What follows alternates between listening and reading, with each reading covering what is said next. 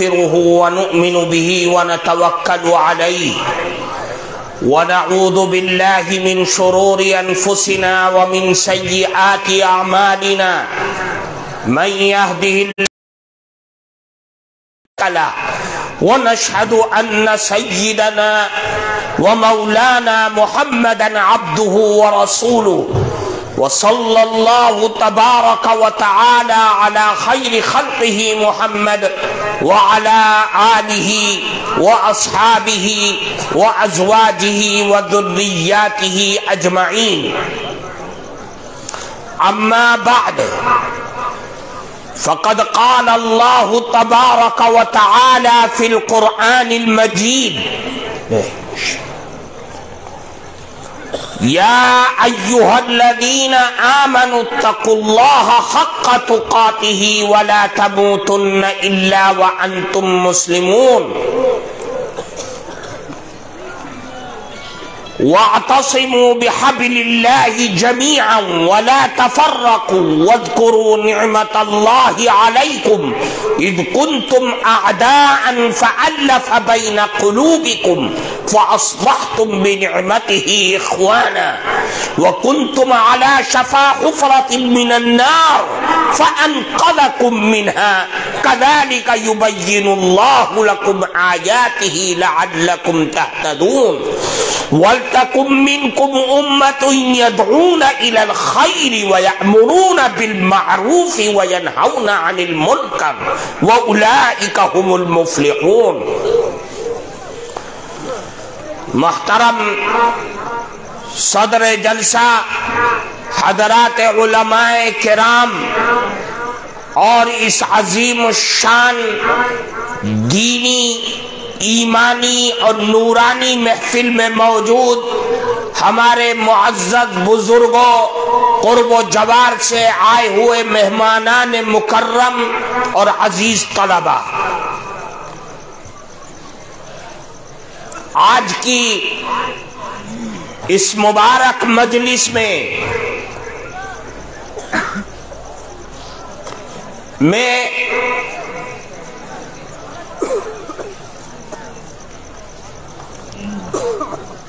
کچھ باتیں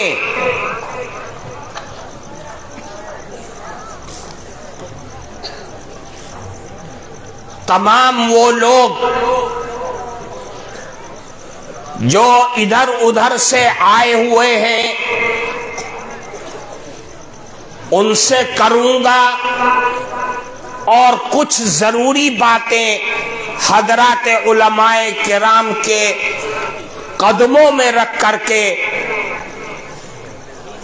ان سے گزارش کروں گا کہ ہمیں اپنی آنے والی زندگی اور حالات کا مقابلہ کس طرح کرنا ہے اور کس طرح لائحہ عمل تیار کرنا ہے.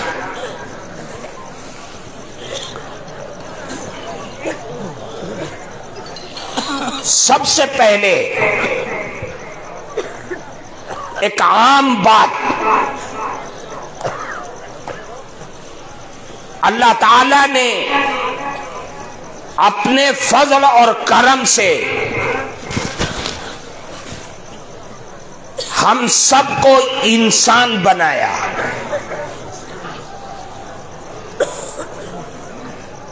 آقائے نامدار صلی اللہ علیہ وسلم کی غلامی عطا فرمائی،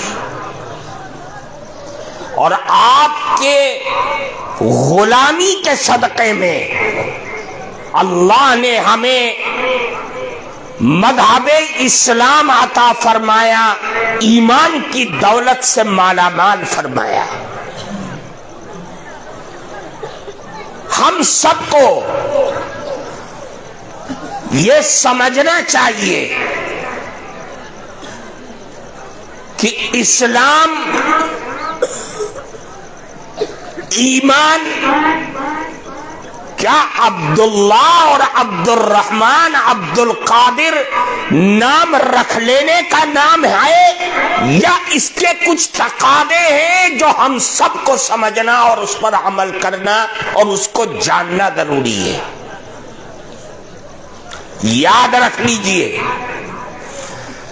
مسلمان ہونے کا یہ مطلب ہرگز نہیں ہے کہ ہم کسی مسلم گھرانے میں پیدا ہو گئے، ماں باپ مسلمان ہیں، انہوں نے میرا نام عبداللہ رکھ دیا، میں مسلمان ہوں، اللہ کی بنائی ہوئی جنت کا ٹھیکیدار بن گیا، ہرگز نہیں ہے۔ اس کی بنائی ہوئی جنت میں جانے کے لیے بڑے پاپڑ بیلنے پڑتے ہیں، بڑی مصیبتیں اٹھانی پڑتی ہیں، تب جا کر کے اس کی بنائی ہوئی جنت کے دروازے کھلتے ہیں۔ وہ دین، وہ ایمان، وہ اسلام ہے کیا چیز؟ مسلم شریف کی پہلی روایت ہے، حضرت عمر فاروق رضی اللہ تعالی عنہ اس حدیث کے راوی ہیں، فرماتے ہم سب بیٹھے ہوئے تھے، صحابہ کرام کا مجمع تھا، اللہ کے نبی تشریف فرمائے، ایک صاحب باہر سے آئے، انتہائی سفید کپڑا، بال بالکل کالے، انتہائی خوبصورت آدمی، وہ اندر آئے اور سب کو پھلانتے ہوئے ہٹاتے ہوئے رسول اللہ کے قریب آ کر کے بیٹھ گئے۔ ہم سب پریشان ہیں، اللہ میاں یہ ہے کون آدمی؟ مسافر آئے تو اس کے بال اور اس کے کپڑوں پر گرد و غبار کیوں نہیں ہے؟ اگر کہیں مہمان یہ ٹھہرا ہوا ہے تو یہاں مدینے کے لوگ موجود ہیں، وہ جانتے کہ یہ میرا مہمان ہے؟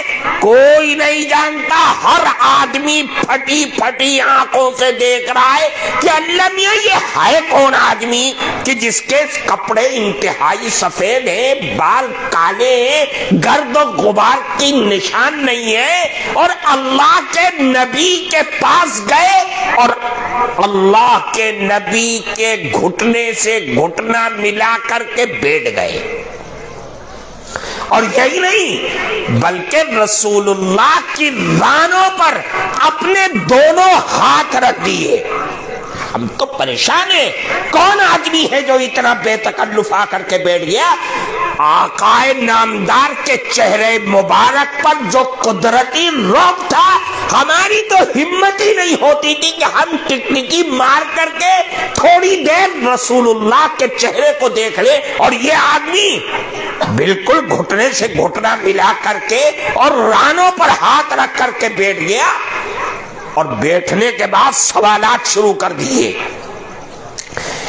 اللہ کے نبی سے اس آنے والے نے سوال کیا، یا محمد اخبرنی عن الاسلام، اے محمد یہ بتلاؤ کہ اسلام ہے کیا چیز؟ اسلام کس کو کہتے ہیں؟ کیا اسلام عبداللہ اور عبد الرحمن نام رکھ لینے کا نام اسلام ہے؟ فرمایا یہ بتلاؤ اسلام ہے کیا چیز؟ اللہ کے نبی نے بڑی متانت کے ساتھ اطمینان اور سکون پورے اسلام کی بلند و بالا عمارت کا خلاصہ اس آدمی کے سامنے لا کر کے رکھ دیا۔ وہ ہم سب کو سمجھنا ہے، ہم سب کے لیے تعلیم ہے، قیامت تک آنے والے ہر مسلمان مرد اور عورت کے لیے ایک بنیادی تعلیم ہے کہ اسلام ہے کیا چیز۔ اللہ کے نبی نے فرمایا اسلام ہے ان تشہد ان لا الہ الا اللہ وان محمد رسول اللہ واقام الصلاة وایتاء الزکاة وصوم رمضان وتحج البیت ان استطعت الیہ سبیلا۔ یہ 5 ارکان، 5 ستون، 5 پلر ہیں اسلام کے۔ سب سے پہلے فرمایا اسلام کا مطلب یہ ہے کہ یہ گواہی دینا کہ اللہ ایک ہے، اس کا کوئی شریک اور ساتھی نہیں ہے۔ اور یہ گواہی دینا کہ رسول محمد اللہ کے بندے اور اس کے رسول ہیں.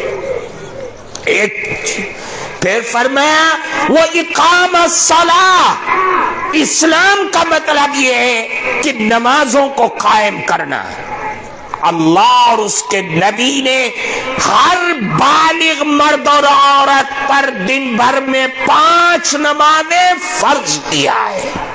اب اگر کوئی آدمی نمازوں کو چھوڑتا ہے، گنڈے دار پڑتا ہے، جمعہ کا نمازی ہے، عید و بقرعید کا یہ سمجھ لو کہ وہ مسلمان نہیں ہے، سچا اسلام والا نہیں ہے. وہ تو نام کا مسلمان ہے، کام کا مسلمان نہیں ہے.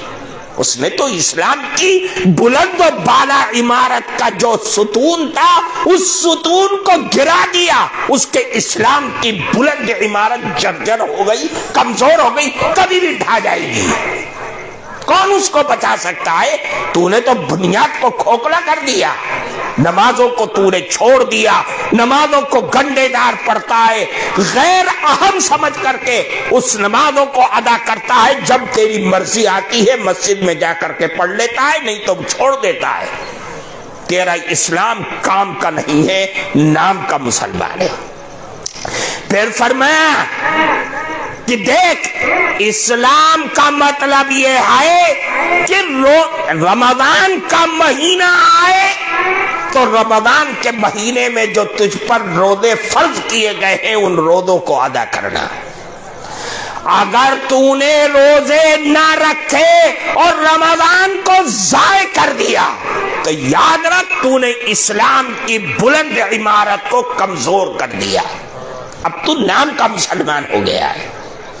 تو نے اللہ کی بنائی ہوئی جنت کے دروازوں کو بند کر لیا. تو نے تو رمضان کا وہ مہینہ ضائع کر دیا جب دن اور رات اللہ کی رحمتوں کی برسات ہوتی ہے. تو نے اس برسات کو اپنے اوپر حرام کر لیا. اس کا مطلب یہ ہے کہ تو نے جیتے جی اللہ کی بنائی ہوئی جہنم کو خرید لیا. تو اس بد دعا کا مستحق ہو گیا جب اللہ کے نبی نے منبر پر پاؤں رکھا اور جبریل امین نے بد دعا دی، کہا کہ بعد من ادرک رمضان فلم یغفر له فقلت آمین. جبریل امین کہہ رہے اللہ کی لعنت ہو، اللہ کی رحمت سے دور ہو وہ انسان جس نے رمضان کا مبارک مہینہ پایا اور اللہ سے گڑ گڑا کر کے رو کر کے رمضان کے روزوں کو رکھ کر کے اور راتوں کو عبادت کر کے اللہ سے اپنی مغفرت کی بھیک نہ مانگ سکا. اللہ کی لعنت ہو اس انسان پر. جبریل امین بد دعا دے رہے ہیں جو تمام نبیوں کے تمام فرشتوں کے سردار ہیں.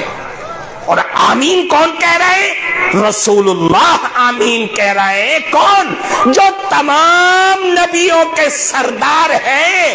وہ آمین کون ہے جو آسمانوں کے دروازوں کو اس بد دعا کے لیے بند کر دے؟ فرمایا تو نے رمضان کا مہینہ ضائع کر دیا، دن بھر کھاتا رہا جانوروں کی طرح سے اور رات آئی اور سو گیا. تجھے تو اس عیدگاہ میں جہاں مسلمان رمضان کا مبارک مہینہ ختم ہونے پر شکرانہ ادا کرتے، تجھے اس مصلی پر جانے کا حق نہیں ہے. تو نے تو اللہ کی رحمت کے دروازے، تو نے تو اسلام کی عمارت کو ختم کر دیا. پھر فرمایا اسلام کا مطلب یہ ہے کہ دیکھ، جس آدمی پر زکوٰۃ ہے سال بھر گزرنے کے بعد وہ اپنے مال کا حساب لگا کر کے زکوٰۃ کو ادا کرے 2.5%. وہ حساب متعین ہے. اگر تو نے زکوٰۃ میں چوری کیا، تیرے اوپر زکوٰۃ تھی، تو نے چوری کیا، تو نے اپنے اوپر اس کو بوجھ سمجھا، تو یاد رکھ تو نے اپنے نبی اور اپنے اللہ کے مذہب سے تو نے بغاوت کیا ہے، اب تیرے لیے اللہ کی بنائی ہوئی جنت کے دروازے بند ہو گئے۔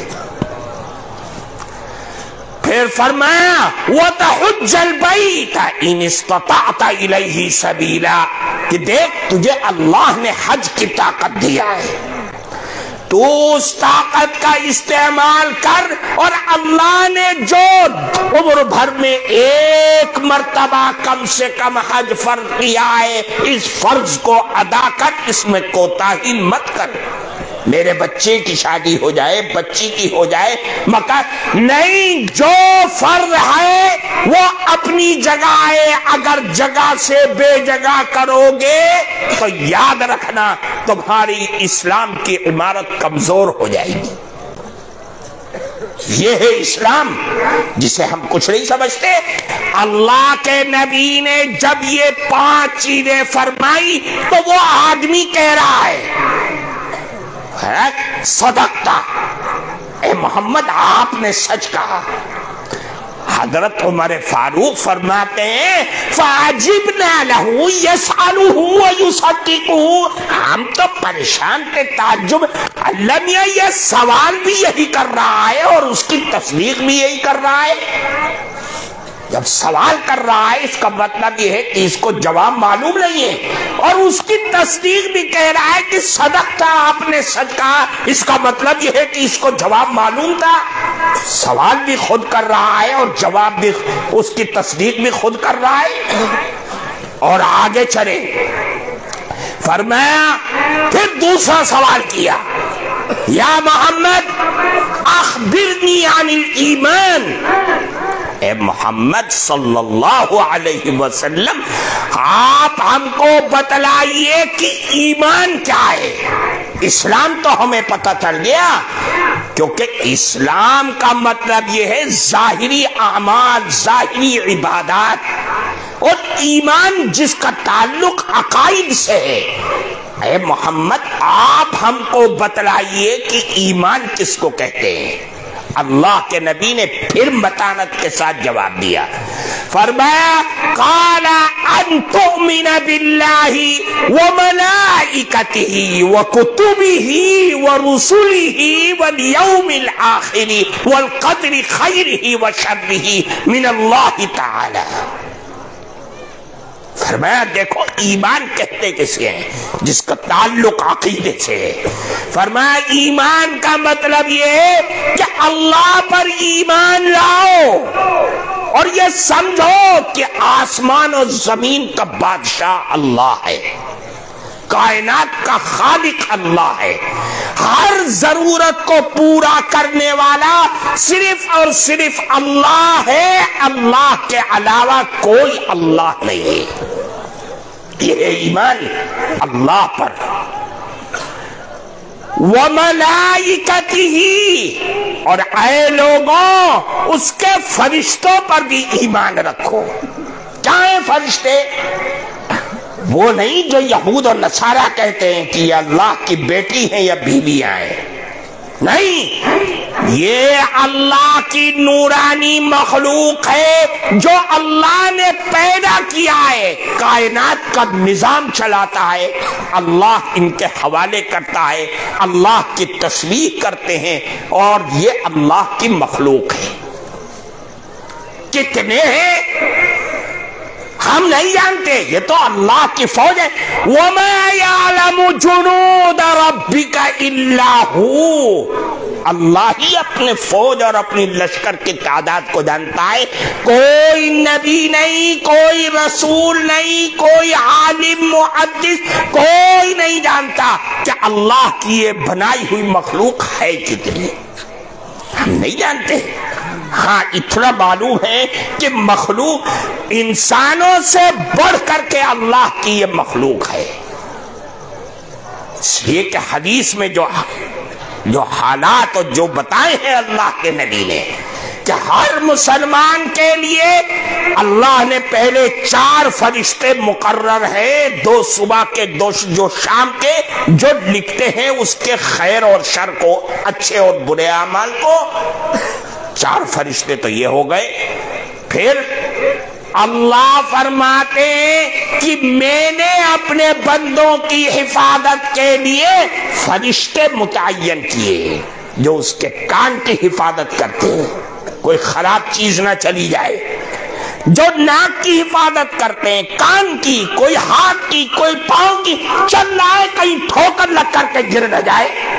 یہ کون ہے حفاظت کرنے والا؟ اللہ کرتا ہے، فرشتوں کے ذریعے کرواتا ہے۔ قرآن کہہ رہا ہے لَهُ مُعَقِّبَاتٌ مِّن بَيْنِ يَدَيْهِ وَمِن خَلْفِهِ يَحْفَظُونَهُ مِنْ أَمْرِ اللَّهِ، اللہ کے حکم سے انسان کی حفاظت کرتے ہیں۔ کان کا تو راستہ کھلا ہوا ہے، پتہ نہیں کیا کیا گھس جائے، کیڑے مکوڑے، وہ فرشتے حفاظت کرتے ہیں۔ چل رہا ہے، چلتے چلتے ٹھوکر لگ کے گر نہ جائے، کون حفاظت کر رہا ہے؟ فرشتے، اللہ کروا رہا ہے، وہی محافظ ہے ہمارا، اس کی فوج لگی ہوئی ہے۔ کتنے؟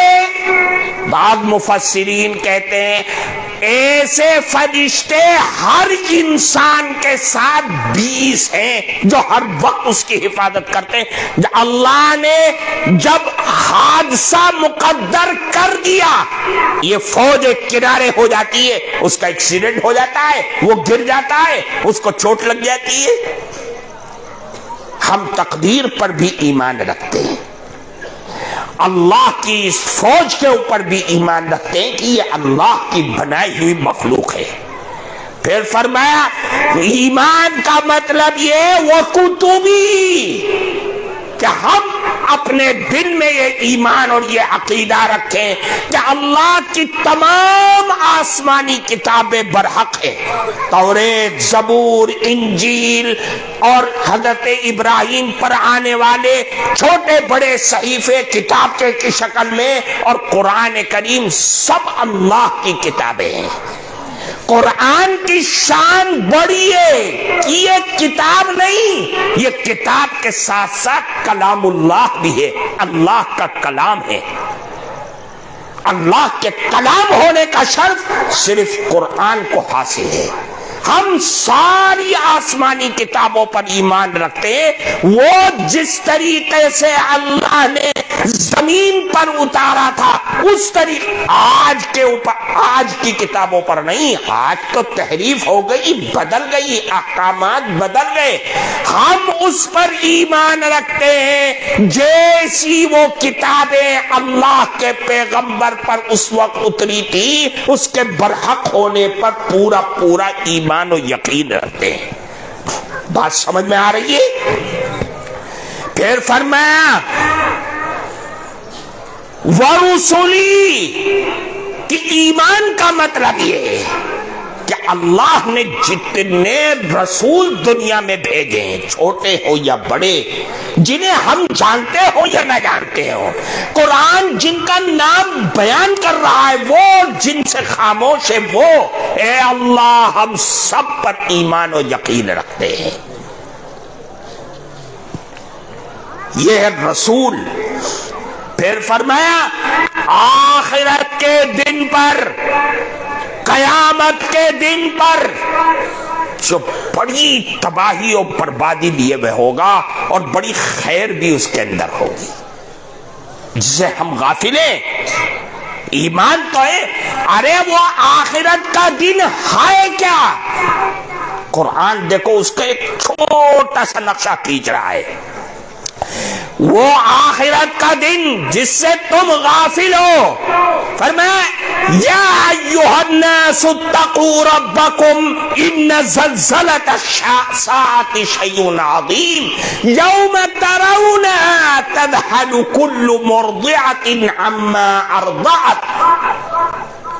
قیامت کا دن کیا ہوگا کہ ہر دودھ پلانے والی عورت اپنے دودھ پیتے بچے کو چھوڑ دے گی۔ کیا یہ ممکن ہے؟ لیکن قیامت کی ہولناکی اور تباہی، ایسی خطرناک ہوگی کہ آدمی مارے گھبراہٹ کے اپنے دودھ پیتے بچے کو چھوڑ دے گا۔ پھر فرمایا وَتَضَعُ كُلُّ ذَاتٍ حَمْلٍ حَمْلَهَا وَتَرَى النَّاسَ سُكَارَىٰ۔ ایسی خوفناک حالات ہوگی، وہ گھڑی ہوگی کہ آدمی اپنے پیٹ میں جو کچھ ہے سب کو باہر نکال دے گا۔ یا اللہ کیا چیز ہے، ہمارے گھبراہٹ کے اور لوگوں کو دیکھو گے وَتَرَى النَّاسَ سُكَارَىٰ، مجنون نشے کی طرح سے، کوئی ادھر رو رکھا ہے کوئی ادھر، حالانکہ کوئی نشہ نہیں ہے، لیکن قیامت کی ہولناکی اور خوف اور دہشت کا حال یہ ہوگا کہ ہر آدمی مجنونانی شکل اختیار کیے ہوئے ہوگا۔ ہمارے گھبراہٹ کے اس قیامت کے دن پر ایمان رکھو۔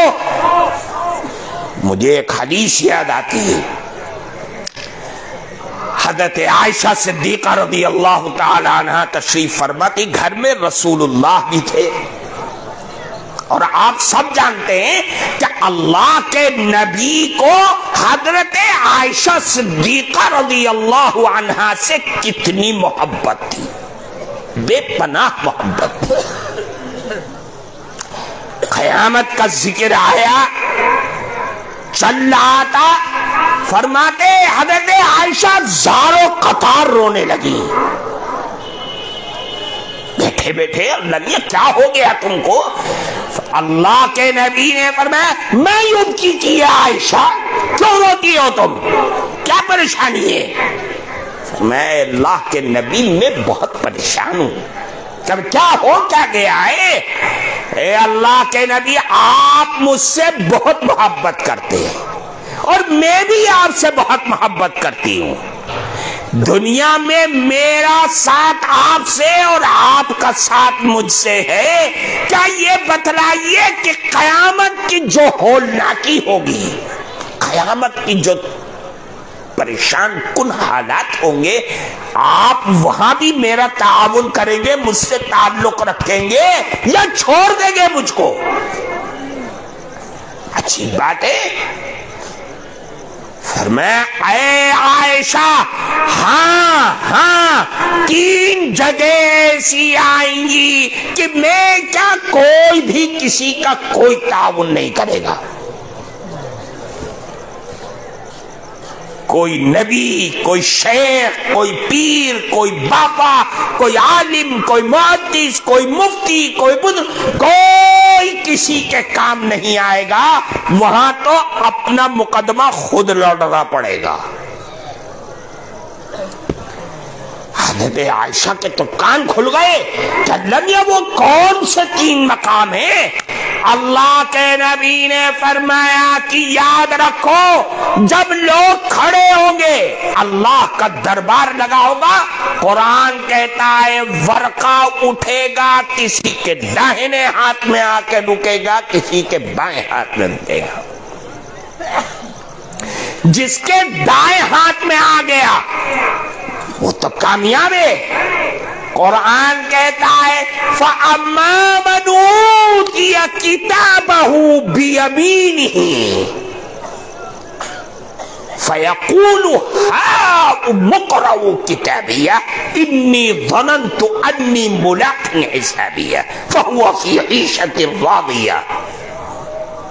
جس کے داہنے ہاتھ میں ورقہ آ گیا نجات کا، اب سمجھ لو کہ اس کے لیے مسائل کا حل ہو گیا، وہ نجات پا گیا، وہ پھرے گا۔ ذرا پڑھ کے تو سناؤ، ارے ہے کیا لکھا اس میں بھائی، ذرا پڑھنا، ارے بھائی ذرا پڑھ کے سن، مارے خوشی کے اس کے حال خراب رہے گا، کہے گا کہ ہاں جی میں تو دنیا میں ہر لمحہ اس دن کے انتظار میں تھا، رات کا اندھیرا ہو یا دن کا اجالا ہو، بازاروں میں ہو یا اپنے خاندان میں، مجھے انتظار تھا کہ قیامت کا دن آنا ہے اور حساب و کتاب ہوگا۔ انی ظننت انی ملاق حسابیہ۔ مجھے معلوم تھا، اس لیے میں کوئی اللہ کی نافرمانی کرتے ہوئے گھبراتا تھا۔ جس کے بائیں ہاتھ میں آ گیا وہ برباد ہو گیا۔ وَأَمَّا مَنْ أُوتِيَ كِتَابَهُ بِشِمَالِهِ فَيَقُولُ يَا لَيْتَنِي لَمْ أُوتَ كِتَابِيَهْ، کیوں دے دیا مجھ کو کتاب؟ نہ دیتا، میں تو دنیا میں جانتا ہی نہیں تھا کہ ایسے حالات آئیں گے۔ آج تو بربادی ہی بربادی، اب کہاں ملے گی؟ اللہ کے نبی فرماتے وَلَمْ يَذْكُرْ أَحَدًا أَحَدًا، کوئی کسی کو یاد نہیں کرے گا جب تک کہ تو ورقہ لے کے نہیں آ جائے گا۔ میں کسی کام نہیں آؤں گا۔ پھر فرمایا جب اللہ کی عدالت لگے گی، اعمال تولے جائیں گے، وہاں کوئی کسی کے کام نہیں آئے گا کہ تھوڑا سا تو دے دے، تھوڑا سا تو دے دے، میرا کام ہو جائے، ہرگز نہیں۔ وہاں تو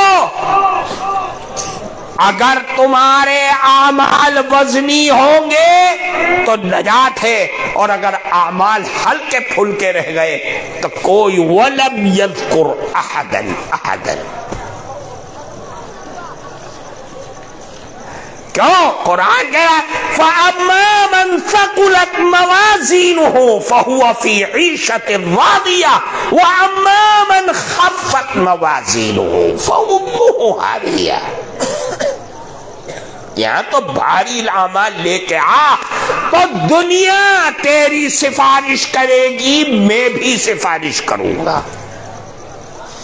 اور اگر ہلکے پھلکے رہ گئے کچھ نہیں ہونے والا ہے، کوئی کسی کا تعاون نہیں کرے گا۔ تیسرا وہ مقام جب پل صراط پر چلنے کا حکم ہوگا، چلو، وہاں کوئی تمہارا ہاتھ پکڑ کر کے نہیں لے جائے گا۔ اگر پار کر لیا تو جنت ہے، نہیں پار کیا تو جہنم ہے۔ وَلَمْ يَذْكُرْ أَحَدًا أَحَدًا، کوئی کسی کو یاد نہیں کرے گا، نہ کوئی مدد کرے گا، نہ ہاں پار کر کے آ جا۔ اب اے عائشہ میں تمہاری مدد کروں گا۔ جب رسول اللہ حضرت عائشہ کی مدد سے پیچھا چھوڑا، ہماری اور آپ کی کیا حیثیت؟ ہم اور آپ کس کھیت کی مولی؟ ہمیں اپنے اعمال کو آخرت کے دن جو انتہائی خوفناک دن ہوگا، ان تین حالات سے ہر انسان کو گزرنا ہے، ان حالات کی فکر آج کرنی ہے۔ وہاں کوئی قرآن صاف کہہ رہا ہے یوم یفر المرء من اخیہ وامہ وابیہ وصاحبتہ وبنیہ، کوئی کسی کے کام نہیں آئے گا۔ آج جو جان چھڑکتے ہیں تمہارے اوپر، وہ کل تم سے پیچھا چھڑا کر کے چھپ کر کے پھریں گے۔ کہیں ایسا نہ ہو کہ ابا مجھ سے مدد مانگ لے، بیوی مجھ سے مانگ لے، بیٹا مجھ سے مانگ لے، وہاں کوئی کسی کے کام آنے والا نہیں۔ اس لیے فرمایا اپنی فکر کرو۔ تو ایمان، آخرت کے دن پر ایمان رکھنا، یہ ہے ایمان والوں کی شان۔ پھر فرمایا کہ ایمان کا مطلب یہ ہے کہ اللہ نے جو تیرے مقدر میں لکھ دیا، اچھا ہو یا برا، اس تقدیر پر ایمان اور یقین رکھنا۔ یہ باتیں ہو گئی۔ پھر وہ کہتے ہیں صدقت یا محمد، آپ نے سچ کہا، ایمان اسی کا نام ہے۔ سب حیران ہیں۔ پھر تیسرا سوال کیا، فرمایا آیا محمد یہ بتلاؤ کہ مل احسان، احسان کیا ہے؟ احسان کس کو کہتے ہیں؟ ہم اور آپ تو احسان کہتے ہیں کہ کسی مظلوم کی مدد کر دی، کسی پر احسان کر دیا، کسی کی نصرت نہیں۔ احسان کا مطلب اللہ کے نبی نے فرمایا ان تعبد اللہ کأنک تراہ فإن لم تکن تراہ فإنہ یراک۔ یہ ہے احسان کہ تم اللہ کی عبادت کرو، اس طریقے سے کرو کہ تم اپنے معبود حقیقی کو دیکھ رہے ہو، اور اگر یہ کیفیت نہ ہو تو عبادت اس طریقے سے کرو کہ گویا کہ تم نہیں دیکھ رہے ہو لیکن میرا اللہ مجھ کو دیکھ رہا ہے۔ جب یہ کیفیت پیدا ہوگی تو بازاروں میں اللہ نظر آئے گا، جب یہ کیفیت ہوگی تو رات کے اندھیرے میں اللہ نظر آئے گا، جب یہ کیفیت ہوگی تو دن کے اجالوں میں اللہ نظر آئے گا، ہر بےایمانی کرتے ہوئے اللہ نظر آئے گا، اور اللہ کا حضور ہمارے دل میں بیٹھ جائے گا۔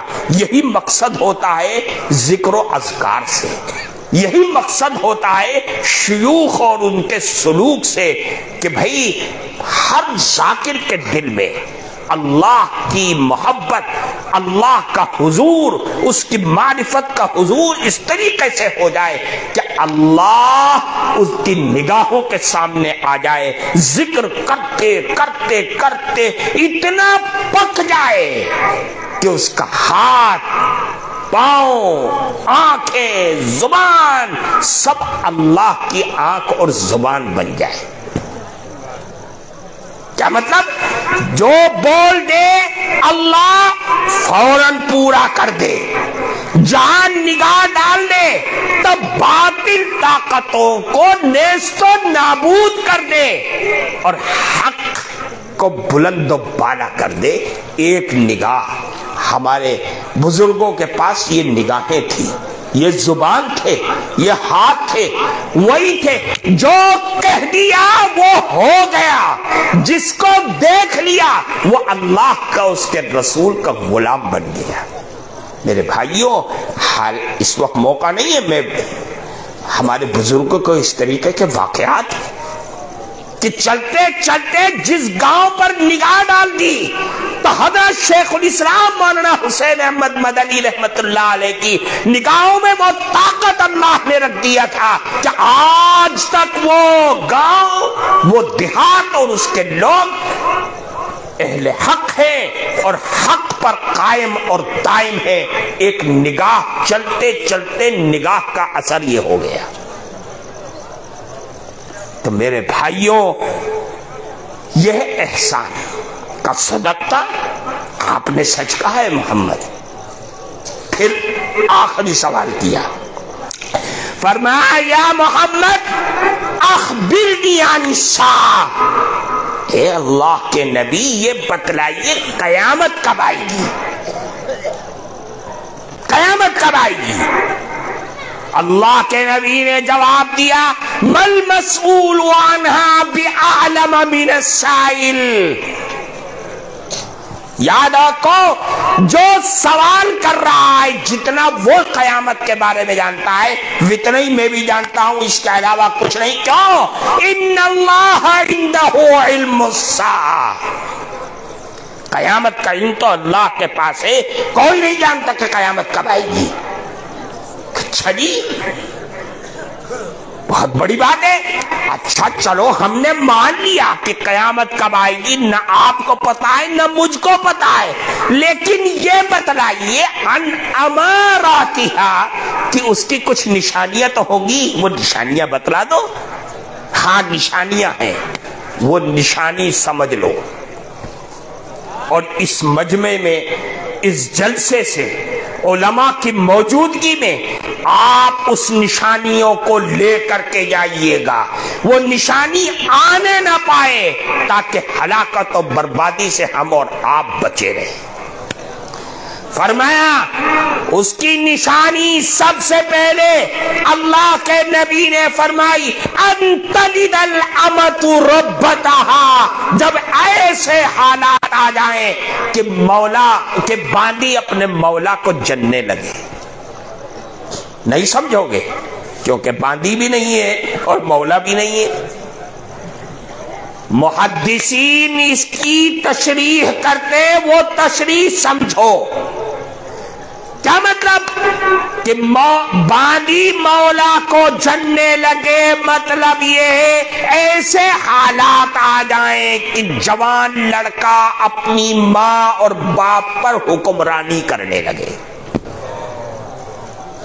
سمجھ میں آئی؟ کیا مطلب؟ یعنی لڑکا جوان ہو گیا، اب اللہ نے اسے دولت دیا ہے، طاقت دیا ہے، طاقت کی مستی میں چور ہو کر کے اپنے بوڑھے ماں باپ کو اس نے لاوارث بنا دیا، اس کے بھاوناؤں سے کھیلنے لگا، اس کے افکار و خیالات کو پاؤں کے نیچے نون دیا. تو نے گھر کی ایک زندہ لاش بنا دیا ماں اور باپ کو. اب سمجھ لے کہ قیامت آنے والی ہے، قیامت نے اپنا مکھڑا دکھلا دیا، تو نے ماں باپ کو برباد کر دیا، اپنی بیوی بچوں میں مست ہو گیا، ماں باپ کو چھوڑ دیا.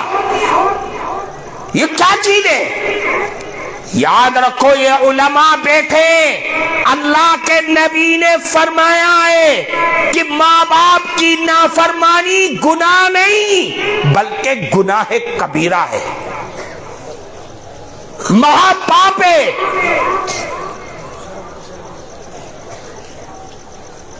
اور یاد رکھو ماں باپ کی نافرمانی، اللہ کے نبی نے ایک حدیث میں فرمایا فَإِنَّ رِيحَ الْجَنَّةِ يُوجَدُ مِن مَّسِيرَةِ أَلْفِ عَامٍ، کہ قیامت کے دن جنتی جنت کی خوشبو 1000 سال کی دوری سے محسوس کرنے لگیں گے.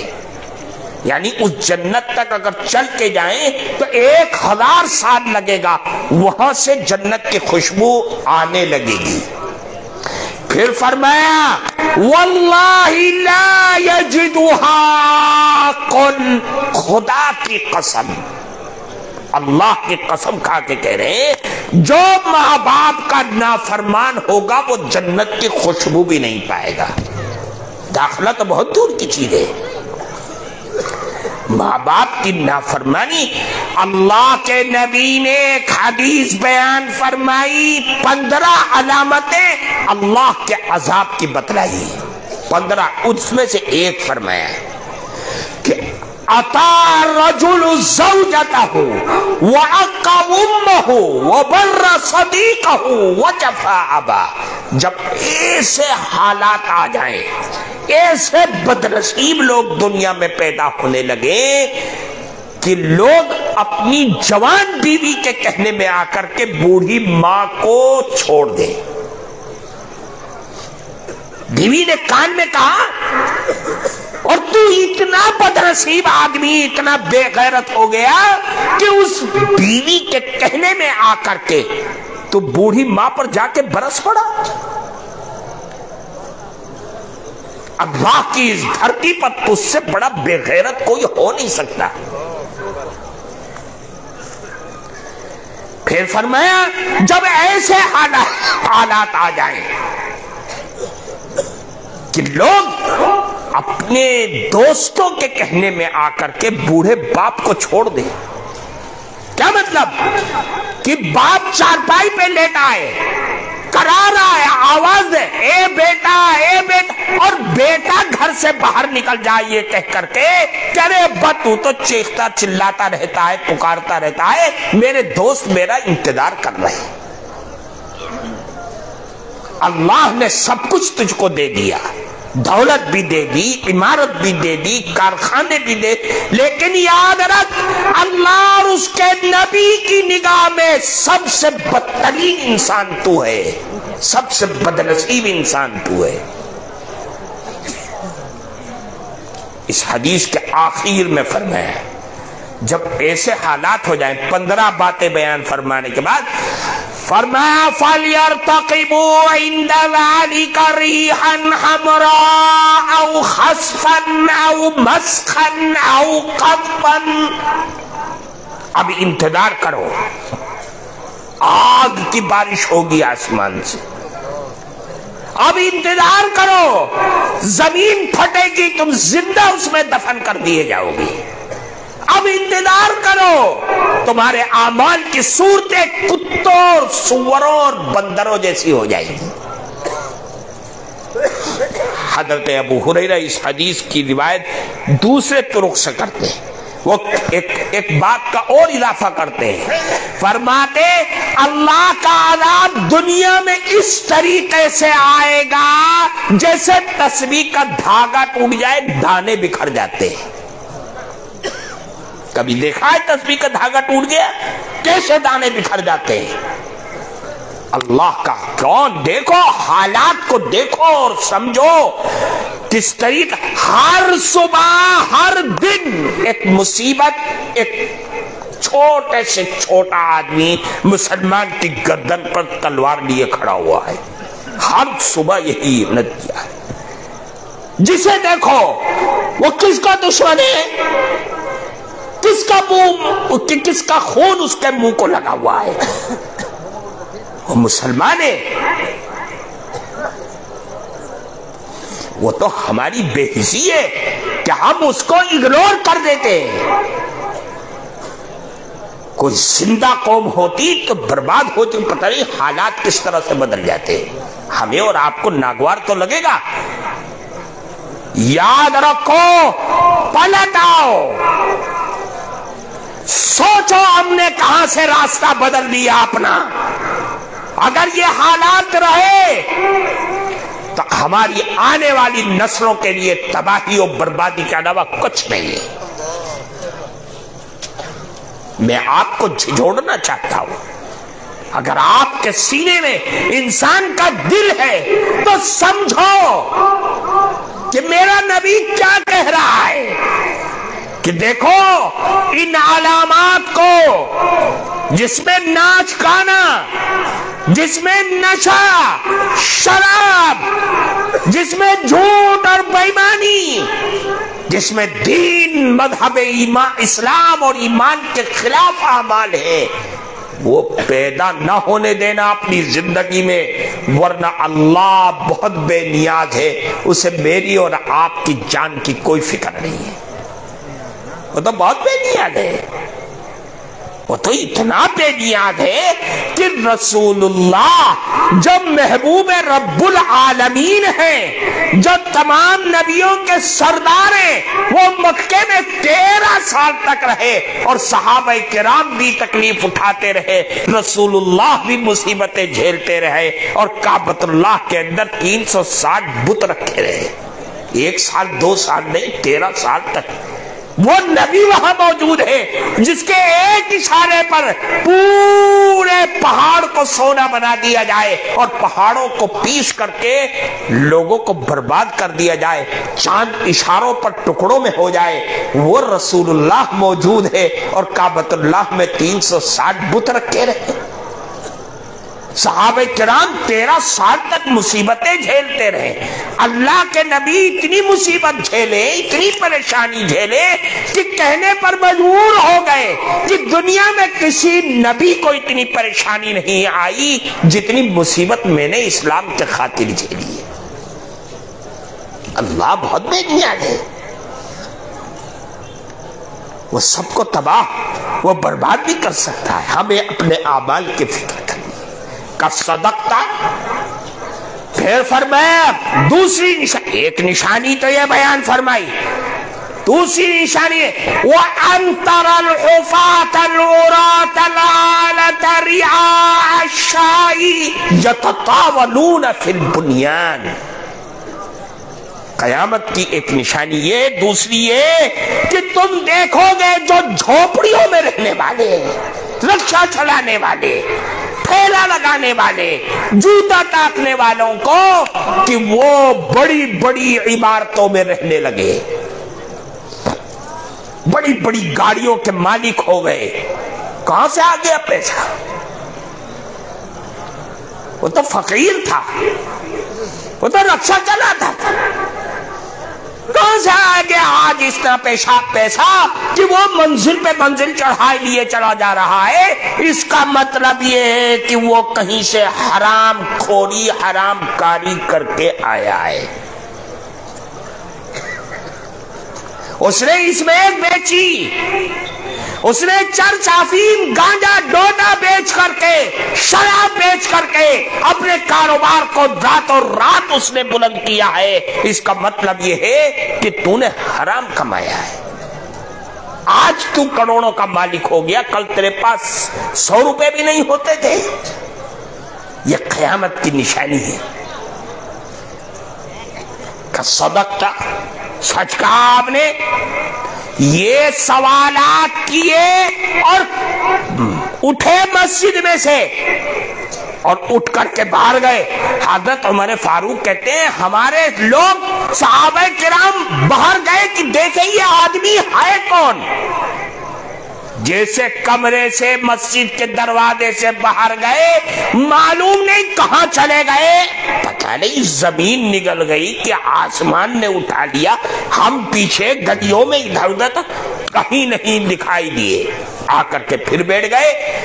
اللہ کے نبی نے حضرت عمر سے فرمایا، اے عمر جانتے ہو کہ کون تھے یہ آدمی؟ اللہ و رسولہ عالم۔ اے اللہ ہم تو پریشان ہیں، اللہ اور اس کے رسول ہی جانتے ہیں کون آدمی تھے۔ اللہ کے نبی نے فرمایا اے عمر انہو جبریل اتاکم لیعلمکم دینکم۔ اے عمر یہ جبریل امین تھے جو تمہیں دین سکھانے کے لیے دنیا میں آئے تھے، وہ دین میں نے آپ کے سامنے رکھ دیا۔ میرے بھائیوں یہ حدیث جبرائیل ہے جو مسلم شریف کے اندر پہلی